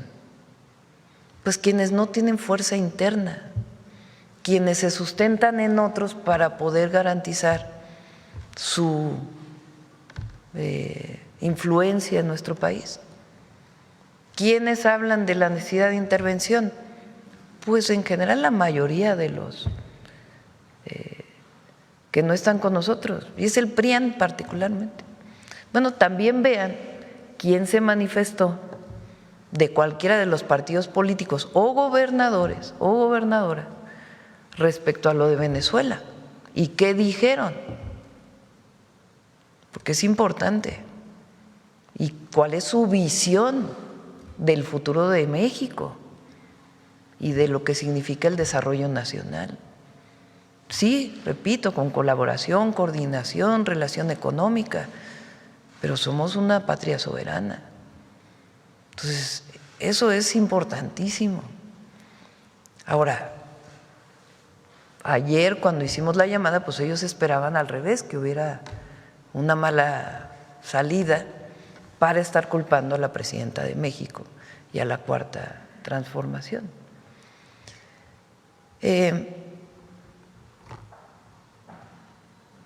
Sobre seguridad, sobre cualquier tema, coordinamos, colaboramos, pero nunca debe haber subordinación. México es un país que se comporta como igual con cualquier país del mundo y también con Estados Unidos. Entonces, esa es la base de nuestra política exterior y esa es la base de lo que vamos a seguir defendiendo siempre. Sobre tratado comercial, etcétera, viene hacia adelante y nos va a ir bien a las mexicanas y a los mexicanos. Presidenta, también el día de ayer la Suprema Corte de Justicia de la Nación avaló estos cambios que permitieron la extinción de 109 fideicomisos. Todo esto se hizo el sexenio pasado. Sin embargo, en la Secretaría de Hacienda y Crédito Público, el último informe trimestral que rinde pues el Gobierno federal a la Cámara de Diputados o al Congreso de la Unión, manifiesta que todavía existen otros 156 fideicomisos con un saldo superior a 594,000 millones de pesos. Preguntarle si en este caso se estaría evaluando si esos fideicomisos tienen vigencia, si son importantes. ¿De dónde es esa información? De la Secretaría de Hacienda, estos informes trimestrales que entrega al Congreso de la Unión. Ahí indica que, bueno, en su momento, cuando se toma esta decisión por parte del gobierno del presidente López Obrador, había más de 300 fideicomisos, se extinguen estos 109 e incluso más de estos 109 fideicomisos y actualmente hay 156 fideicomisos registrados con un saldo superior a los 594,000 millones. A ver si se podría revisar. Damos la información ¿dónde hay fideicomisos? Por ejemplo, en aduanas hay un fideicomiso y está perfectamente definido en la ley qué porcentaje de lo que se recibe de aduanas, que por cierto el año pasado el incremento en la recaudación fue de 284,000 millones, a ver si Marín me lo confirma, o 200, a ver, que te dé el dato exacto, mejor para no, pero más de 200,000 millones de pesos. Entonces, la ley establece que un porcentaje de la recaudación total de más de 1 billón de pesos que viene de las aduanas debe quedarse para la modernización de las aduanas y también para la modernización de los equipos del SAT. Entonces, ese fideicomiso pues es necesario que exista para esa característica. Hay fideicomisos, por ejemplo, que hay un fideicomiso que tiene el Valle de México, que es el fideicomiso 1928, en donde se depositan los recursos del pago por agua que hace la Ciudad de México y el Estado de México, y que sirve para financiar obras para la zona metropolitana del Valle de México. Entonces, hay algunos que se consideró desde el presidente López Obrador que no era necesario cancelarlos, sino al revés, mantenerlos. Pero con esta pregunta que haces damos un informe de cuáles son los fideicomisos que quedan y cuál es su uso y la transparencia de esos recursos. Presidenta, también dentro de los cambios que se han registrado en materia fiscal, pues ya estas nuevas reglas fiscales impedirán a las aseguradoras que sigan deduciendo el IVA, y esto se dialogó con las aseguradoras. Entonces llama la atención que ahora algunas de ellas están impulsando esta idea de que los seguros van a aumentar alrededor de 20% porque van a trasladar este impuesto a los consumidores, a los usuarios finales, a ver si su administración va a estar vigilante de este asunto para que quienes adquieren seguros pues no tengan un costo adicional. No debe ser así, incluso se habló con ellos en el acuerdo que se tomó, no debe ser así, y voy a pedirle al secretario de Hacienda que esté pendiente de ello. Presidenta, también saber si en esta nueva relación, o más bien en esta digamos, que se está estrechando aún más la relación con la Fiscalía General de la República, si se le ha informado algo al gobierno o a usted acerca de estos procesos o trámites de extradición, primero del caso de Tomás Herón de Lucio y también de Andrés Roemer, ambos que están en Israel, prófugos de la justicia mexicana. ¿Si hay algún avance en eso, Presidenta? Sí, lo está viendo la fiscal, nos lo informó, lo está viendo. Y bueno, ya ella tiene que dar mayor información, pero en todos los casos de extradición está poniendo particular énfasis la fiscal. Y una precisión, Presidenta, porque se preguntó aquí lo de los 9 hospitales y nada más se habló de 4. No solamente estaba involucrada SACIR, también estaba Prodemex, propiedad de Olegario Vázquez Aldir, dueño de Grupo Imagen, estaba constructora y edificadora GIA más A, propiedad o presidida más bien por el cuñado de Carlos Salinas de Gortari, estaba Acciona, Marnos también de la familia Servitje, Ortiz Construcciones, y aquí el tema es que estos hospitales, pues así como lo mencionó el director del ISSSTE, Martí Batres, pues en realidad valían, porque se hizo un avalúo en su momento, 5,000 millones de pesos, un poco más, y por ello se iba a pagar un total de más de 93,000 millones de pesos, es decir, pues un sobrecosto impresionante para la hacienda pública, es decir, para el dinero del pueblo. Saber qué ha pasado con los otros 5 hospitales, si ya se logró su nacionalización o su compra. Ya, ¿verdad? Nada más queda el de Tláhuac, y de los 90 hospitales todavía quedan 9 que tenemos que inaugurar este año. Gracias, Presidenta. Gracias. Bueno, vamos por acá. A ver. Gracias. Buenos días, muchas gracias. Arturo Pavón, de Efecto Colateral. En cuestión de llegar a las metas, a los objetivos y sobrepasar esas metas, hemos visto a lo largo de la historia que muchas empresas privadas y también instituciones de gobierno, con tal de llegar a los números, se sacrifica muchas veces la calidad. En cuestión de la estrategia del trato digno, ¿cómo se cruza con las metas que han logrado ¿Y cómo podemos ya medirlo tangiblemente en un futuro la satisfacción de los derechohabientes? ¿Quién quiere contestar? Adelante. Sí, muchas gracias. Y efectivamente, una de las cosas que hemos cuidado más es que jamás por incrementar el número de acciones y procedimientos se comprometa la calidad de los mismos. Porque uno dice, bueno, ¿por qué se creció tanto? Contratación de médicas y médicos especialistas, los sistemas también. Hoy tenemos una programación quirúrgica a través de un sistema que nos llevó tiempo irlo implementando en cada hospital, pero también con el diálogo con los derechohabientes, con los pacientes. Déjenme ponerles algunos ejemplos. En las consultas de especialidad, iniciamos en una central telefónica hacer llamadas de seguimiento antes de las consultas, para que alguna persona que nos dijera que no iba a acudir por la razón que fuera, pudiéramos programarla de nuevo, pero pudiéramos abrir ese espacio para alguien más. Luego, antes de las cirugías, de cualquier cirugía, sobre todo de procedimientos mayores, se hacen tours al interior de los hospitales y se hacen muchas llamadas también para decirle a las personas que lleguen sin desayunar, que cuiden su salud previo a la cirugía, para que no vayan a llegar con algún otro padecimiento. De repente una gripa o alguna enfermedad de esa naturaleza puede llevar a la decisión de los médicos de cancelar la cirugía, y es lo que menos queremos. Y también algo que se está haciendo es el seguimiento después del evento, sobre todo de las cirugías.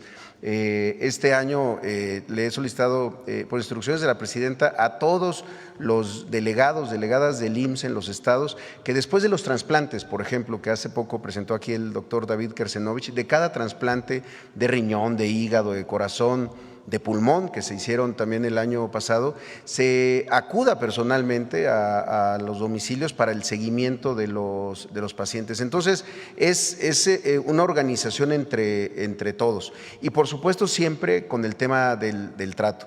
Dar información a tiempo a los pacientes, a sus familiares, y por supuesto que en todo momento, en toda atención, tengamos esta lógica de trato digno, humano y bien informado. Gracias. Muchas gracias. Mi segunda pregunta es… Perdón. Sí. Gracias, presidenta. Muy breve. Lo que pasa es que esto de las consultas y las cirugías forma parte del trato digno. ¿Por qué? Porque el problema que enfrentamos muchas veces son los tiempos de espera. Entonces, si no aumentamos número de citas, de consultas, si no aumentamos el número de cirugías, no disminuimos los tiempos de espera. Aquí la presidenta puso un ejemplo de te programan para un tema otorrino y ya cuando llegas, pues ya hasta te curaste. Entonces, se tienen que disminuir los tiempos de espera y para eso necesitamos aumentar el número de cirugías, aumentar el número de consultas. Ahora, no se sacrifica la calidad porque incluso con la capacidad instalada todavía podemos aumentar más, y con las medidas que se están tomando de ampliar infraestructuras, pues es posible todavía seguir aumentando el número de consultas y número de cirugías.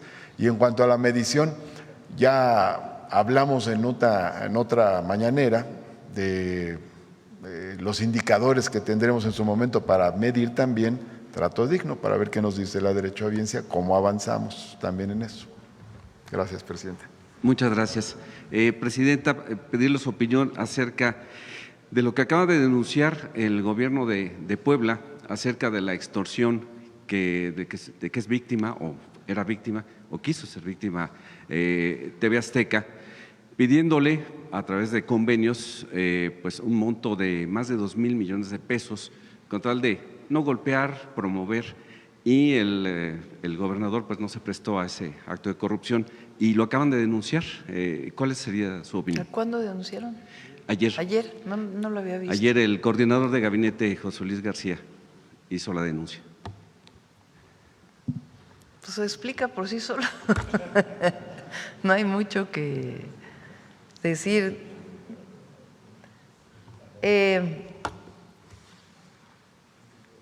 Hay quien hace eso, medios. Si no nos apoyas, pues entonces te vamos a estar golpeando. Pues mejor que golpeen, ¿no? Mediáticamente hablando, obviamente. Fíjense qué tanto impacto han tenido. Afortunadamente existen los medios alternativos, la mañanera, la visita casa por casa para informar, muchos medios para informar. Pero es interesante porque normalmente se dice que eso pasa desde el gobierno hacia los medios, ¿no? No publiques esto, no mueve a este conductor, que eran las prácticas del pasado, que nosotros no las hacemos. Quieren hablar, que hablen. Aquí tenemos el espacio de debate público. Pero al revés, sí pasa, sí pasa. Si no nos apoyas, pues entonces vamos a estar hablando mal de ti. Sí, sí llega a pasar. Pero pues no hay que caer en eso, porque al final ni siquiera son sus intereses, ni siquiera es el interés del derecho a la información. Por cierto, vamos a traer a Pepe Merino porque se tiene que garantizar el derecho a las audiencias, que ya se cambió la ley para eso, para garantizar el derecho a la información que es constitucional.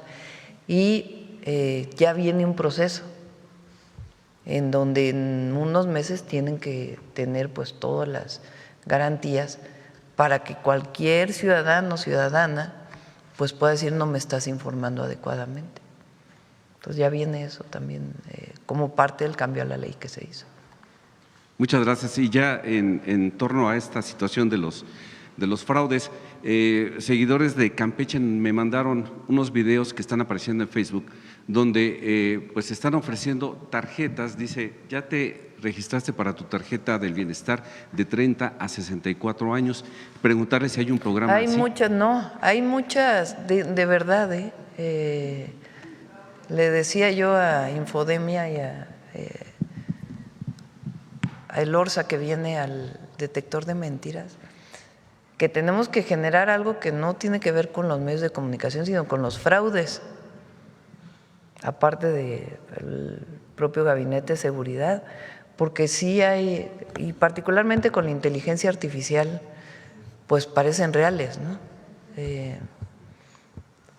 Es un muy buen debate el tema de la inteligencia artificial y cómo garantizar que la gente sepa que fue generado por inteligencia artificial, porque a veces es tan pequeñito que dice generado por inteligencia artificial que se va uno con la finta.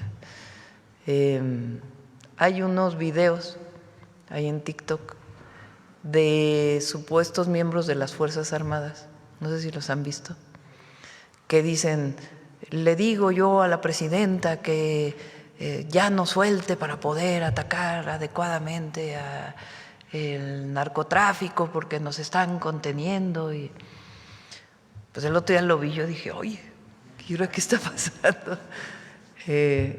Incluso lo mandé al general secretario, fíjense. Y me dijo, no, fíjese, presidenta, allá abajo dice inteligencia artificial.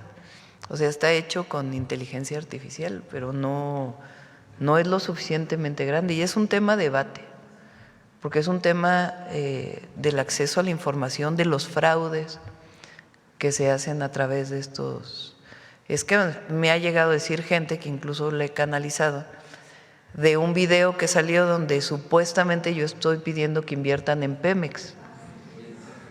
Bueno, hay gente que ahora recientemente ya no, pero el año pasado personas que me decían en las visitas, oiga, sí es cierto de que podemos invertir en Pemex. Entonces, sí es algo que es importante y es para todos, porque después van a decir que si estamos hablando de esto ya queremos censurar, y no. Es un tema de que tiene que garantizarse el derecho a la información y particularmente aquello que tiene que ver con un delito, que es el fraude. Entonces, Secretaría de Seguridad tiene un área de inteligencia donde están bajando permanentemente páginas y están en contacto con las plataformas. Pero es un tema a debatir en donde de alguna manera tiene que regularse mejor para garantizar pues que la gente sepa que en efecto es una información falsa. Entonces, de 30 a 64 no existe. Sí. Yo creo que hay que debatirlo. Yo creo que es un tema que se tiene que debatir entre todos para poder garantizar que no prevalezca la información falsa y los fraudes de todo tipo. La regulación tiene su complicación, pero es muy importante debatirlo y entre todos definir cómo tiene que garantizar que el ciudadano está protegido, que finalmente es lo que nos interesa, o la ciudadana. Y hablando de la inteligencia artificial, ¿cómo va el asunto de los actores de doblaje? ¿Los qué? Los actores de doblaje, la industria del doblaje en México. Eso ya está. A ver si Claudia nos informa. Muchas gracias, presidente. ¿Quién más? A ver, ¿quién más? ¿Quién no ha preguntado? A ver, hasta allá atrás. El compañero hasta allá atrás. El compañero primero y luego hasta. Buenos días, presidente. Alejandro Cabral, de Política de Rock and Roll Radio y de la Asociación de Radios Comunitarias, la AMARC México. Precisamente ayer estuvimos en la CRT, en la Comisión Reguladora de Telecomunicaciones, hablando del tema de los derechos de las audiencias. Se nos presentó a los concesionarios una primera propuesta. Mira, ya tuvieron la reunión. Y sí, pero es la primera de 3 foros públicos que se van a abrir sobre derechos de las audiencias. Viene muy interesante, un cambio necesario. Desde 2014 estamos intentando distintos actores que se le den los derechos a las audiencias y ha habido resistencia. Recuerde usted que incluso la Corte en algún momento regresó la ley y por demandas de algunos concesionarios privados, ¿no? Parece que ahora sí va avanzando. Nos comentaban en la CRT que ya que se abrió el registro de celulares, hablando de los fraudes, incluso hay llamadas ya pidiendo que se registren a través de inteligencia artificial, pero que son llamadas fraudulentas, entonces también hacer un llamado al cuidado. Creo que es urgente esto. Estuve en… El registro de celulares sí. Es la propia empresa telefónica quien las hace. Sí, y los responsables, además de cuidar la información. Y las los mismas responsables empresas. de cuidar la información. Entonces, para todos los que tienen teléfono celular, creo que son 158 millones, son más que la población de teléfonos celulares en el país. El registro, que es muy importante para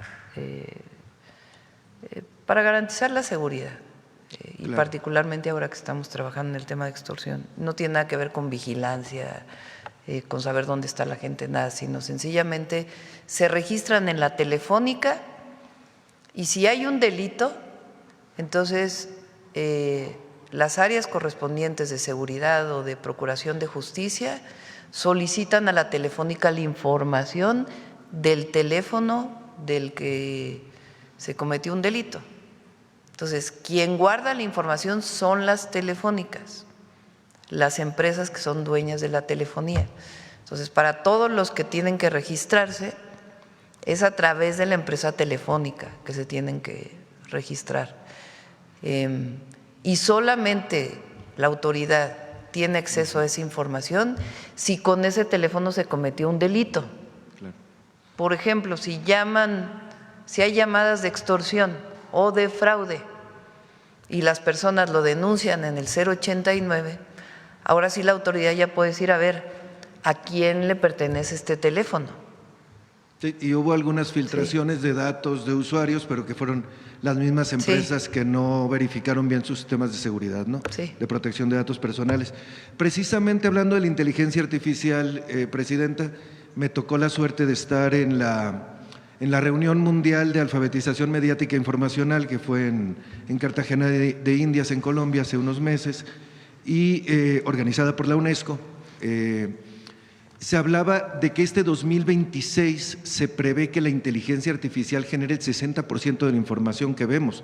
Así de grande, así de agresivo viene la información desde la inteligencia artificial, y comentaban algunos funcionarios del gobierno de Colombia específicamente que se está desarrollando una inteligencia artificial desde Colombia, una inteligencia artificial del sur global le llamaban, porque también hay que saber que la inteligencia artificial miente y cada vez miente de manera más eficiente, o por lo menos se vuelve consentidora y te dice las respuestas que tú quieres tener. Entonces, nos decían funcionarios del gobierno colombiano que ellos están proponiendo una inteligencia artificial que se haga fuera de los polos desde donde se está realizando, China, Estados Unidos, Europa, y que ellos ya están iniciando, que tienen relación con distintos países, agradecían al gobierno de México ciertos insumos, pero nos decían que les interesaría que esta fuera una inteligencia artificial latinoamericana, no de un gobierno en específico, para generar información desde nuestras lenguas,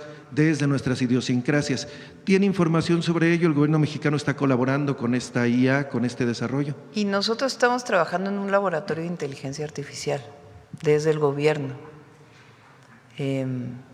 ¿Cuál es en un año se ha desarrollado la inteligencia artificial, son de las tecnologías que se han desarrollado más rápidamente. ¿Quién controla la información relacionada con la inteligencia artificial? Pues las empresas que son dueñas de la plataforma. Sí. Le cargan la información que ellos quieren. Se va generando también a partir de más información que hay en el Internet, pero ¿de dónde tienen la información? O la generan ellos a través de distintos mecanismos, o toda la información existente en el Internet. Y sí, se llama inteligencia artificial porque hasta cierto punto va generando nueva información a partir de la información que existe, o nuevas formas de interpretación a partir de la información que existe. Entonces, ¿quién controla esa información? Si uno pide, hazme un ensayo de, no sé, lo que uno quiera, ¿a partir de qué contenido se hace ese ensayo? Si uno pide una imagen, ¿a partir de qué se genera esa imagen? Entonces, sí es muy importante porque al final tiene que ver con un tema del control de la información, sí, a la que tiene acceso cualquier persona. Y finalmente lo que buscamos es la democratización también de la información. Entonces, por eso la inteligencia artificial sí es un gran tema. Nosotros estamos trabajando en un laboratorio interno de inteligencia artificial. Hoy incluso los jóvenes utilizan las plataformas de inteligencia artificial como una especie de psicólogo, sí, con sus beneficios y también sus problemas. Entonces sí tenemos un equipo de trabajo que está trabajando sobre ello, y es muy importante que se dé el debate, pues además este año, sí, claro, abierto, y hasta dónde, si se regula, si no se regula. Y es importante. Y es un tema internacional que está, o sea, no es un tema para México, es un tema internacional, pero no es que sea mágico. Es importante esta cooperación internacional también entre los países hermanos de América Latina. Regresando, ya habrá tiempo de hablar de las telecomunicaciones y todos estos cambios que se están dando. Ahorita le decía, están los foros en relación con los medios indígenas, comunitarios y afromexicanos para ver cómo viene la reglamentación de la ley, y hemos estado ahí muy activos en diálogo con la CRT, que por cierto nos decían algunos compañeros de América Latina que es el primer ejercicio que ellos registran en la historia en donde una reglamentación se hace en foros abiertos con los concesionarios comunitarios. Entonces les agradecemos esa parte en donde por fin tenemos un diálogo abierto, directo. Regresando al tema de salud, dos asuntos, uno de mi tierra, de allá de Sonora. Otro de Sonora, yo no sabía que eras de Sonora. Sí, ya somos varios. Sí, sí, desde el sexenio pasado, desde el inicio, por acá andamos. El hospital del ISSSTE, que Sabemos que es uno de los hospitales más viejos que siguen en funcionamiento del ISSSTE, el Fernando Carranza. Ya no tiene remedio ese edificio, ya se donó el terreno para un hospital nuevo, sin embargo no ha iniciado la construcción y no lo vimos ahorita en las proyecciones al hospital nuevo del ISSSTE, que por cierto quedaría en la misma zona en donde supuestamente se iban a hacer las nuevas viviendas del bienestar, que en la última pregunta que tuve la oportunidad de hacerle hace unos 3 meses, nos decían que iban a revisar ese asunto, pero no nos han dicho si siempre sí se van a hacer ahí las viviendas del bienestar o no. Eso me imagino que lo tendrán que consultar y ojalá en unos días nos informen. Y otro tema de salud, además de del hospital del ISSSTE, siempre hablamos de las enfermedades más comunes en la población y son las que más se tienen que atender definitivamente, pero hay algo que se conoce como enfermedades raras y en estas enfermedades raras hay una en particular que es el síndrome CTNNB1, del cual hay 500 casos nada más en el mundo y hay 7 en México. Estos 7 casos que están detectados en México, se presume que hay muchos más, han asistido con recursos de los propios padres de familia, madres de familia, a distintos lugares en el mundo, sobre todo Eslovaquia, para realizar estudios genéticos a las infancias, para detectar más casos en el mundo y para prevenir esta enfermedad y dar curas.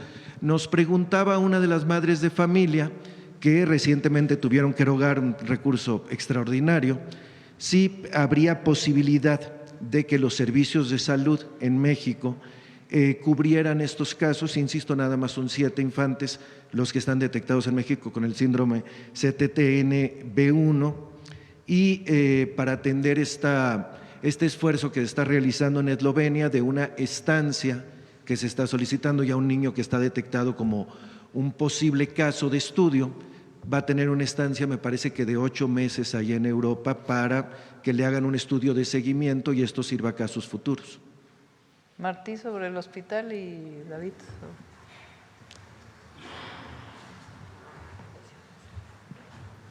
En efecto, este hospital de Sonora es uno de los hospitales viejos, desgastados también, y ha habido un planteamiento para renovar la infraestructura de salud del ISSSTE en esta entidad federativa. El Estado de Sonora nos ofreció la donación de suelo, pero venía condicionada a construir un hospital con ciertas características y en un determinado tiempo. Entonces eso pues nos restringía las posibilidades de poder aprovechar bien este suelo y de acuerdo también a las realidades del ISSSTE en materia de sus condiciones de inversión. Hablamos con el gobernador, con Alfonso Durazo, que es muy buen compañero, y le pedimos que nos hicieran la donación en términos más flexibles, más abiertos, para que el ISSSTE, de acuerdo a sus condiciones, pudiera iniciar una construcción en función de sus posibilidades financieras que pudiera ir creciendo a lo largo del tiempo. Es decir, una clínica que se fuera expandiendo progresivamente. Y en efecto, que no nos pusieran una condición de tiempos y de características. Y así lo hicieron. Entonces nos volvieron a mandar la donación y en diciembre tuvimos la última reunión de la Junta Directiva, la última reunión ordinaria de la Junta Directiva del ISSSTE y ya se aceptó la donación, porque la Junta Directiva tiene que aceptar las donaciones.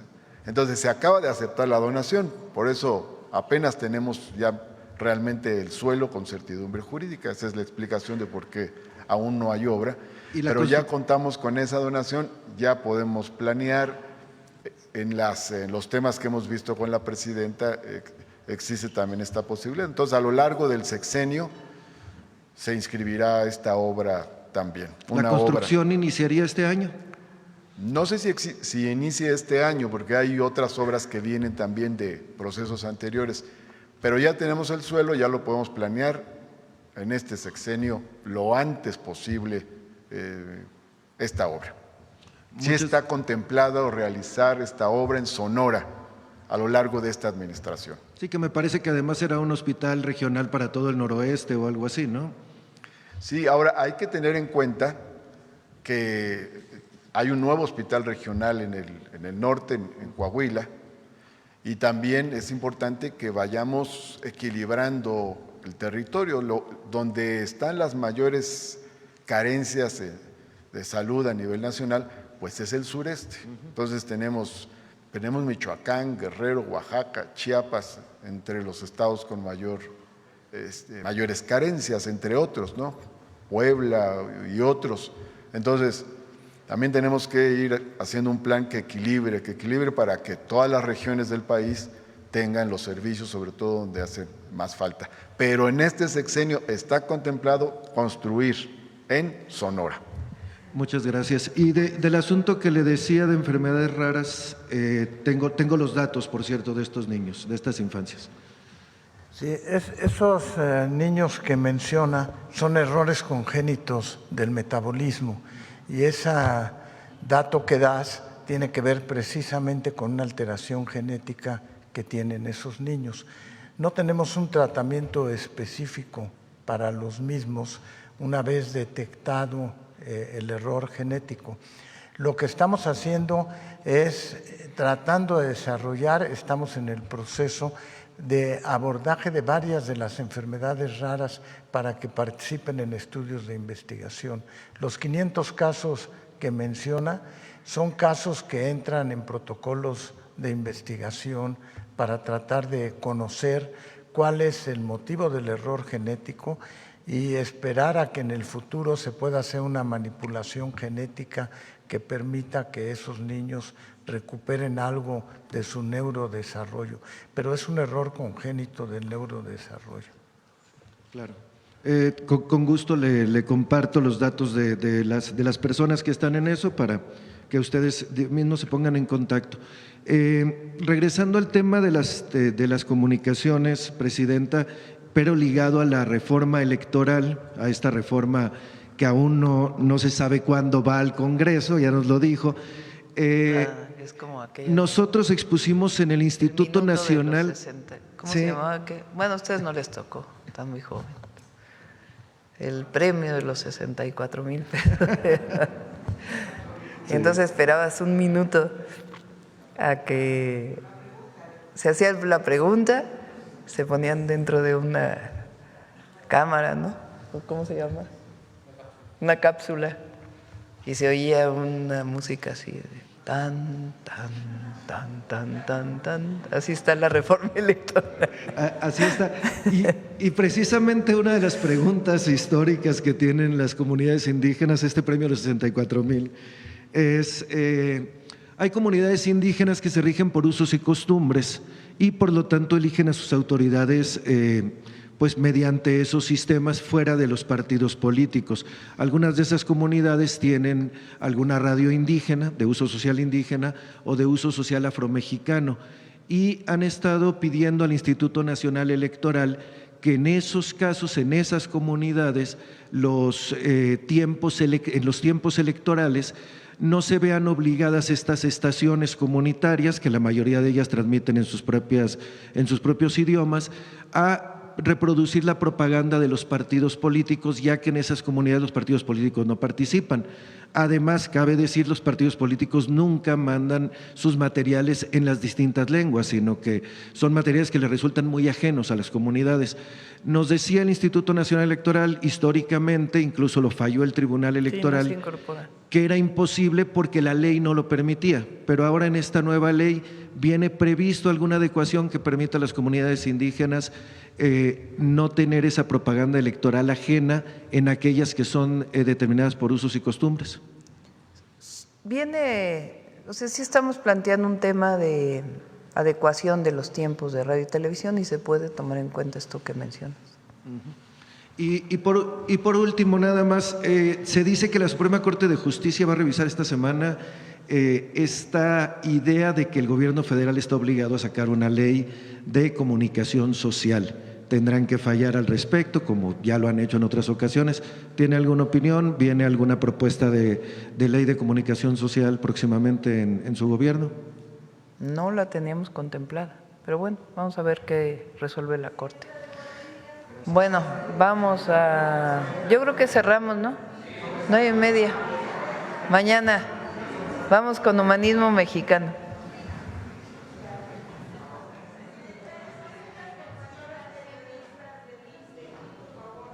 ¿Perdón? Nada más de las guarderías del ISSSTE de unas compañeras periodistas. Ahorita si quieres, Marquisa, ok, perfecto. Sí, gracias. Gracias, muy buenos días, presidentas, secretarios, directores. Muy buenos días a todas y a todos. Hace 158 años estaban preparando aquí, no muy lejos de aquí, en San Ildefonso, para recibir a el primer director de la Escuela Nacional Preparatoria. El 18 de enero de 1868, el presidente Juárez nombró y designó a el doctor médico militar Gavino Barreda como director general de la Escuela Nacional Preparatoria. Este hecho marca una ruptura, una transformación definitiva y profunda con un sistema educativo heredado por la colonia y reconfigura la enseñanza como un derecho de desarrollo social y no de adoctrinamiento clerical. La elección que hace el presidente Juárez de don Gavino Barreda es debido a un discurso, una oración cívica que él emite el 16 de septiembre de 1867, justo meses después de haber restablecido la República en el Teatro Principal en Guanajuato, en donde estaba presente el presidente Juárez. Allí, don Gavino Barreda hizo una estructurada históricamente análisis de la historia de nuestro país, lleno de verdades, y en la que concluye diciendo que en lo sucesivo una plena libertad de conciencia, una absoluta libertad de exposición y de discusión, dando espacio a todas las ideas y campo a todas las inspiraciones, deje esparcir la luz por todas partes y haga innecesaria e imposible toda conmoción que no sea puramente espiritual, toda revolución que no sea meramente intelectual.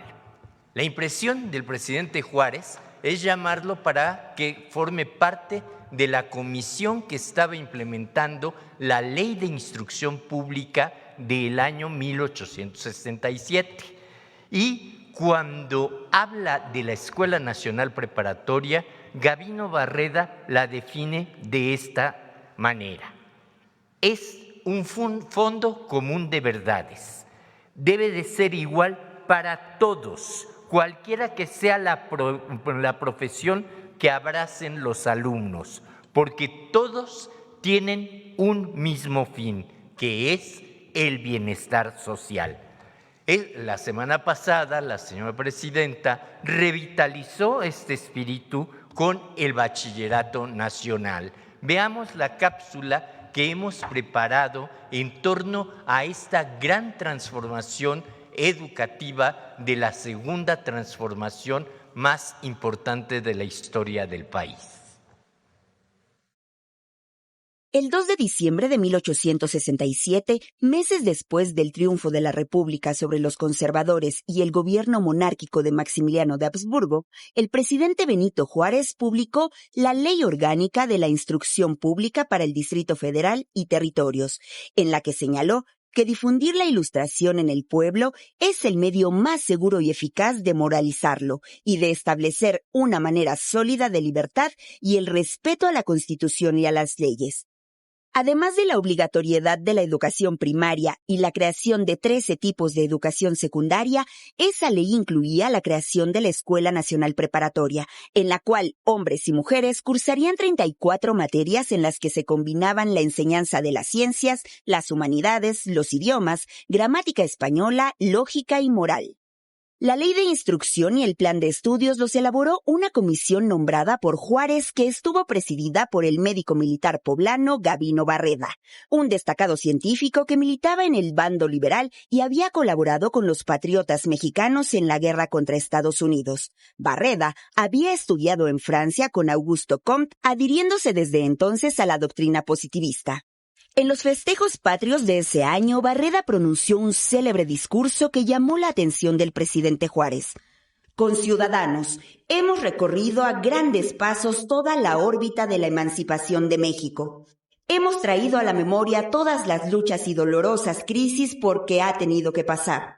Desde la que lo separó de España hasta la que lo emancipó de la tutela extranjera que lo tenía avasallado. Del conjunto de esas crisis ha resultado nuestra plena emancipación. El presidente Juárez nombró a Gabino Barreda director de la Escuela Nacional Preparatoria. La escuela debía homogeneizar los conocimientos y habilidades con una visión integral y lógica, con un plan de estudios basado en la ciencia, con una orientación social y de formación cívica, y se instaló en el Colegio de San Ildefonso. Algunos de los más destacados científicos, literatos e intelectuales liberales fueron parte de la planta docente. Entre ellos, destacan el propio Gabino Barreda, Ignacio Ramírez, el Nigromante, Francisco Díaz Covarrubias, Leopoldo Río de la Loza, José María Marroquí, Manuel Paino e Ignacio Manuel Altamirano. En una sencilla ceremonia, Gabino Barreda fue nombrado director de la preparatoria el 18 de enero de 1868. Hoy se ha fortalecido el Bachillerato Nacional con becas a todos los estudiantes y con la creación del Plan Integral del Sistema Nacional de Bachillerato, que contempla nuevos planes de estudio, atención a los jóvenes y ampliación de la matrícula escolar y la construcción de más preparatorias. De esta manera se fortalece el proyecto educativo nacional y la Escuela Nacional Preparatoria, fundada por Gabino Barreda, legado histórico del que el humanismo mexicano se enorgullece. Gracias. Gracias. Buen día.